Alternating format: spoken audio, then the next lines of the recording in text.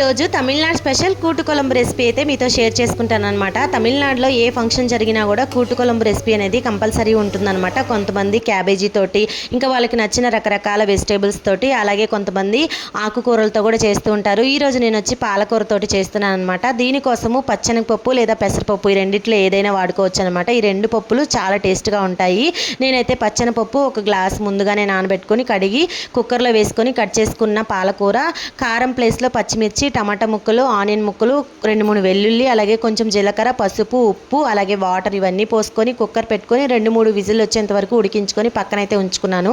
తర్వాత తాలింపు పెట్టుకొని తాలింపు అంతా బాగా వేగిన తర్వాత ఈ రెసిపీలోకి మెయిన్ పచ్చి కొబ్బరి తురుము అయితే వేసుకోవాలి. ఈ తురుము అనేది వేసుకున్న తర్వాత అది కొంచెం వేగాక ముందుగా ఉడికించి పెట్టుకున్న పప్పు కూడా వేసుకొని ఒక 5 నిమిషాలు ఉడికించుకొని దించుకున్నామంటే పాలకూర కూటు కొలంబు రెడీ అవుతుంది. మీరు కూడా ట్రై చేసి ఎలా వచ్చిందో కమెంట్ చేయండి. వీడియో నచ్చితే లైక్ చేసి ఛానల్ని ప్లీజ్ సబ్స్క్రైబ్ చేయండి.